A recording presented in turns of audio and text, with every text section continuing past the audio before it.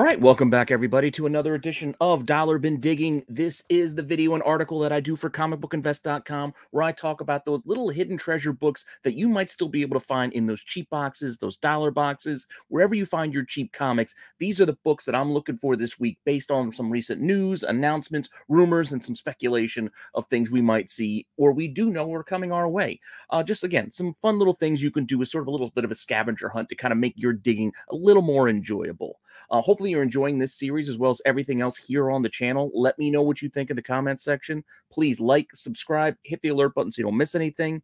Continue to tell your friends so we can keep growing this channel. Make sure you're checking out the live shows on Sunday and Wednesday. We had a lively show last night where we broke into Nerd Libs, which I highly recommend you checking that out if you haven't seen it already. Steve Horn had a great idea, and I think it's going to be a lot of fun doing those going forward.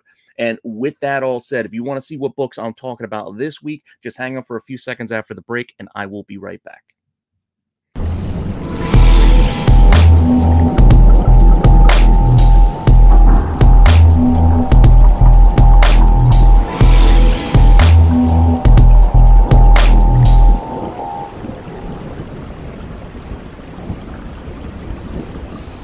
All right, so as we've been doing the last, couple months now, I guess, we're just going to be looking at some books related to some of these announcements and rumors and whatnot from Marvel, both Marvel and DC. I think I got an even split this week. I think I got 3 and 3 stories to cover. No indies this week that, were of note, anything that really kind of captured my attention.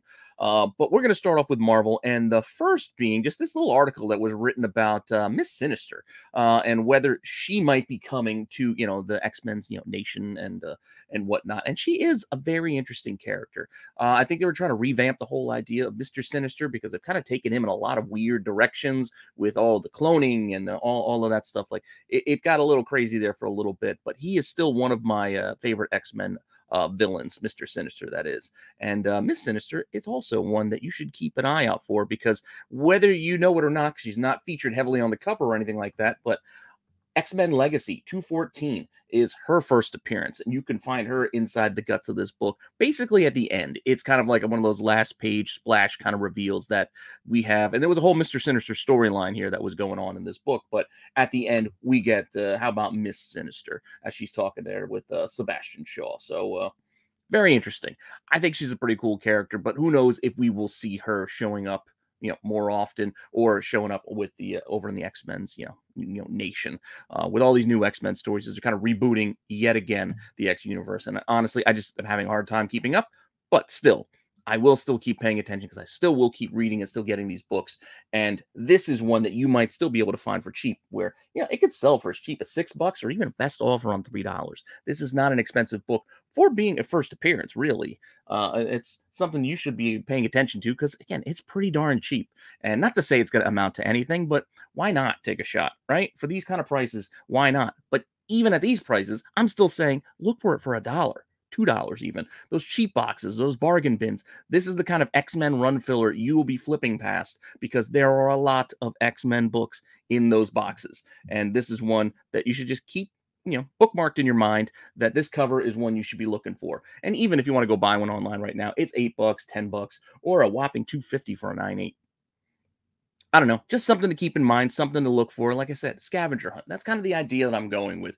With not all these books are going to be gold. I mean, I could tell you about expensive books and then that you should look for them for very cheap. I mean, that's kind of obvious. And if you did find a very expensive book in a dollar bin, you should obviously buy it. But some of these books aren't going to be super valuable right now. And I hate to do the whole speculation thing too, because, sometimes things don't play, they don't pan out. And, it is what it is. But it can be fun if you're doing it for cheap. And that's kind of how I play this game. And hopefully, you like that. So these are just kind of the cheap things that I like kind of digging out of a box because, one, you either might be able to flip it for something or it's just something to stash away for a rainy day and see if something ever comes of this character or these stories. But that said, this is something that's more of a what if kind of thing. Like, what if we get more Mrs. Sinister, Ms. Sinister? Whereas the next one is kind of tying into a storyline that's actually going on in the comics right now, which is Green Lantern, where we got a recent announcement, a recent reveal, I guess, of Jon Stewart's new position in the DC universe. So this happened in Green Lantern number 12 that just came out, I believe, last week, where we're getting Jon Stewart as the Emerald Knight. Now, how is that different from him being a Green Lantern? I mean, without the power battery, and he's got these kind of like godlike powers of some sort. He is starting almost like a new Green Lantern Corps or subset, I guess, which could be the Emerald Knights. Interesting stuff. I mean, there are so many Green Lanterns, and even so many Green Lanterns from Earth, that it's kind of hard to give them all something of note or something worth doing at all times. So here we go. Jon Stewart's getting a little bit of a spotlight these days, as some of the other guys like Kyle and what's his name? I can't. Simon Baz are kind of pushed to the sidelines right now.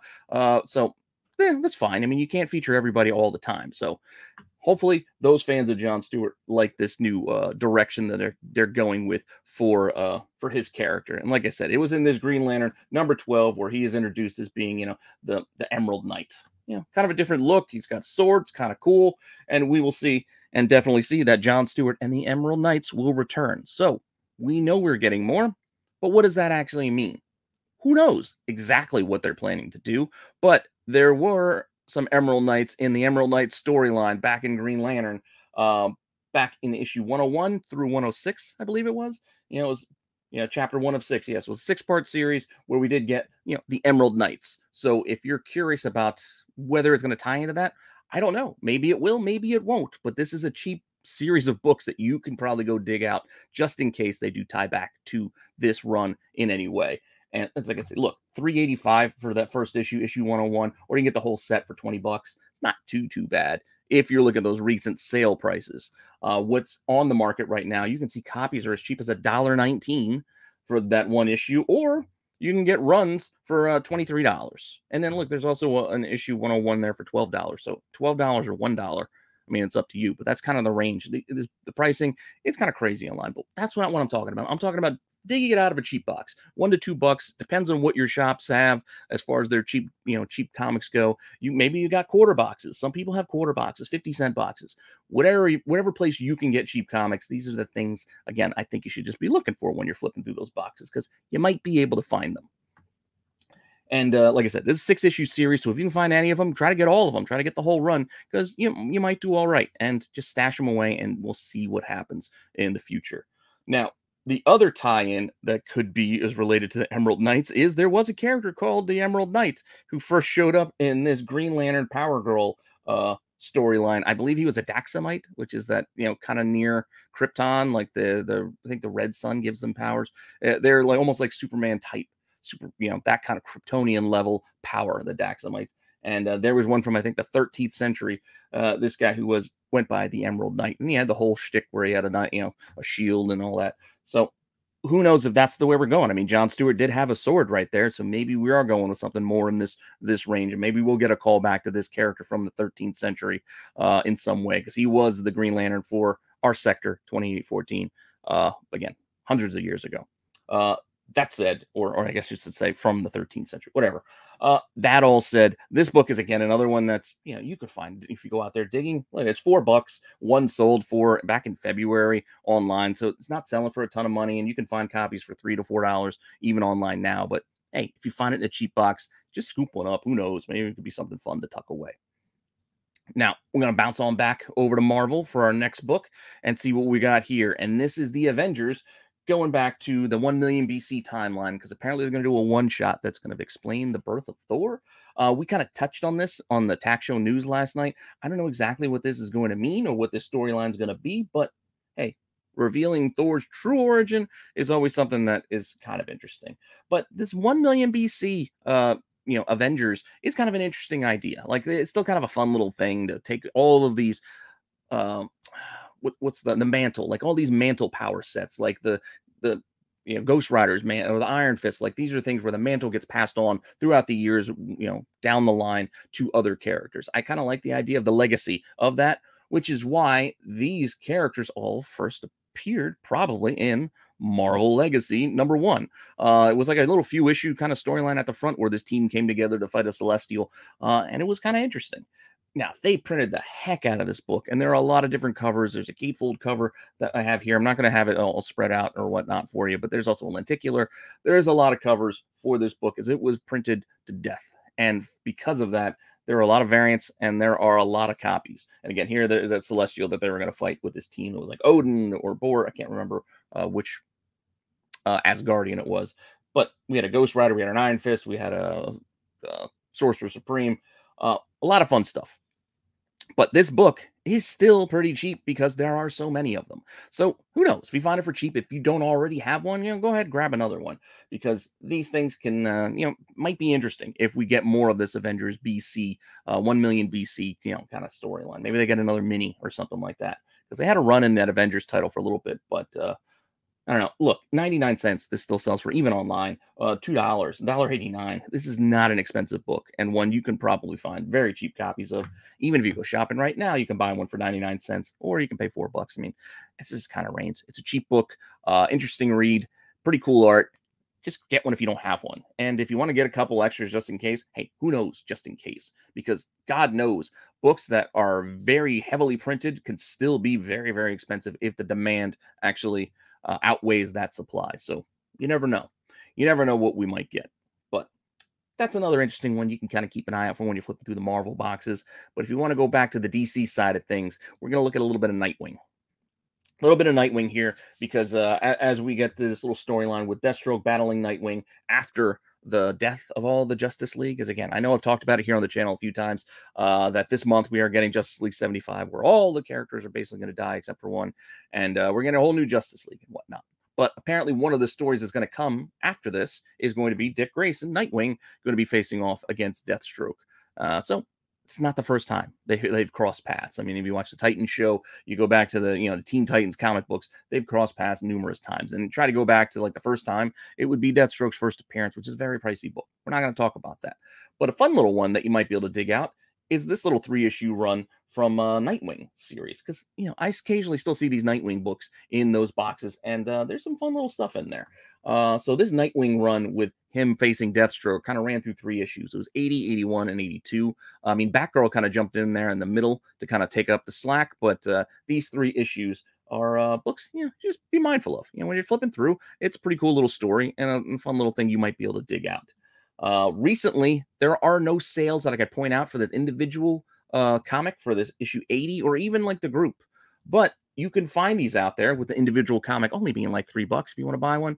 Or there's 80 and 81, that's $19 for the 2 of them, and then there's a run of 80, 81, 82 plus a 116 for $20. I mean, there's lots out there, because that's kind of how a lot of these weird not heavily read series are. Like, people will sell lots because they can't sell, well, they don't want to sell these books for $1 a piece online. It's going to cost them more to mail it out to you after getting all the shipping materials and all that. So they're going to try to lot them up. And maybe that's another way you can buy them too. You buy them cheaper that way. If you get a lot, you can read the whole run. But again, that's if you want to do the whole online thing. Like, this whole point of this article and video and series is for you to go looking for them in those cheap boxes. So when you're flipping through those boxes, maybe you can find these books, and maybe you can be the one trying to sell out your run for $20. You find 3 for $3, you try to sell it for 20. I don't know. It's something you could try to do. Go for it. But if you just want it for yourself, it's another fun thing to have. That's all I'm talking about. Another little fun thing for you to go find on your scavenger hunt in those boxes. DC. Going back to one more Marvel before we wrap up with our final 2. My next Marvel is going to tie into the XMen 92, that the new series that just came out this week. I know Marco said it wasn't very good. I still haven't read it yet. I do have my copy. I just got to sit down and actually read it, but it's just been a busy week. I haven't had time to sit down and read yet, but I will catch up this weekend. I still like this X-Men 92 series. We're getting X-Men 97 as an animated series to kind of continue on of this animated kind of like universe storyline. So I think it's kind of cool. I don't know. Who knows where they're going to go with this current series, but I still think paying attention to the original X-Men 92 comic run is probably a good idea, just in case. If this thing takes off in any way, they really keep this going. They don't seem to be letting this X-Men 92 sort of universe like die. They keep coming back to it. So I think it's a good idea to pay attention to these things. But again, this article is just about Wolverine being the best there is at what he does, but it's just kind of reminding me and making me think of this run, this X-Men 92 run. It ran for 10 issues, pretty good run. Awesome David Nakayama covers on these. I'm going to show you a few of them because some of these are just really cool covers. Grab any of them, grab all of them. Again, it's only 10 issues. You can probably still find these in dollar boxes because these are not expensive books. But I think they're ones you should probably add to your collection because they're pretty awesome. Like I said, fun stuff. You go back to that time frame of the X-Men cartoon with the comics, continuing those stories. But apart from that, awesome, awesome, bright, vibrant covers, and I dig it. And with that, we can see that sold copies, you can get that first issue, issue 1 for like $4. And you can see on April 12th, all issues, it's 1 through 4, and then 6 through 10. So all 10 issues except for issue 5 sold at auction for $4.25. I put this in here because that was me. I bought that because I couldn't find my copies of 8, 9, and 10. So I was like, well, I got to find, it's like I either have them here somewhere or I'm just going to go buy them again. And I saw this, auction. I was like, all right, well, for $4, I'll buy the whole run again. So for $4, I bought almost all the whole run except for issue 5. So duplicates. I know I have plenty of duplicates, but it's just stuff I can't help myself. I can't help myself with some of these things, and I know plenty of you are the same way. It's almost a compulsion. That said, still worth having. And if I'm not sure where my copies are, I want to make sure I have copies that I know where they are. So that's why I will double buy sometimes and triple buy and continually buy. But if you want to see this whole set, you can see issue 1. You can still get that for like $4 if you just want to buy one outright right now. Or the run could cost $40 to $60. Look, $40 to $60 buy it now for those sets. And yet I was able to get almost the whole run for $4. I just need to add one more issue that I could probably buy for less than cover if I wanted to buy one online, and I could complete a set and turn around if I really wanted to. But that's not what I'm looking to do. I just like collecting these things. But collecting these X-Men 92 covers is something I think you should probably keep an eye on because it's, 1, they're awesome. 2, they're very cheap. So keep an eye out for them when you're flipping through those boxes. And our final one, we're going to go back over to DC for one more go. And this one's going to tie into the Young Justice cartoon. That's I think it's over on HBO Max now these days. But they're revealing that arc, the next arc, I guess, and the characters that are going to show up in it. They were kind of pointing towards them. We're going to feature a little bit of Rocket from the Milestone part of the the Dakotaverse side of DC. So the character of Rocket is one that they're going to be kind of spotlighting. Now, I don't know if that means we're going to get a push for Rocket going forward in the comics or movies or anything like that, but hey, who knows? This could be a testing ground, them giving this character a bit of a higher profile. And we do know we're getting a bit of the Dakotaverse back as they're expanding it, so maybe we'll keep getting more and more stories.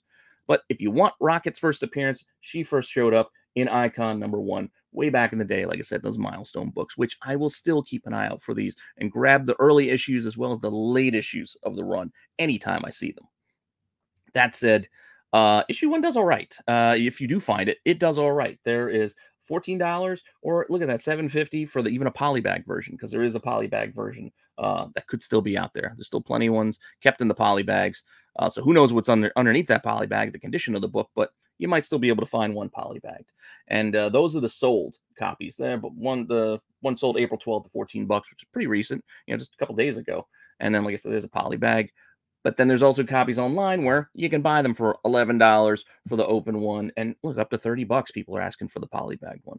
And then even graded, 9.8. One bid's up 155 so far. Who knows where that'll end in another couple of days, but that's where it's at right now. So just a book to keep an eye out for when you're flipping through those boxes. Take a look for Icon. I know everybody's looking at Hardware, and there's a few other of the characters that people were kind of gravitating towards first, but Icon, because you're getting Rocket, who is getting featured again on Young Justice, is just something to pay attention to. Keep your eye out for it when you're flipping through those boxes. Now, that's all I got for you this week. I gave you 3 Marvels, 3 DC kind of topics. I don't even want to say books because some of these are multiple picks, like the X-Men 92. It's all of them, basically. So that's the kind of thing I'm going for, trying to give you some ideas of things to keep an eye out for when you're digging through the boxes. Hopefully you're enjoying that. So thank you for stopping by and checking this out. I appreciate the support. If you let me know what you think in the comments section, give me some suggestions of things you want to see more of.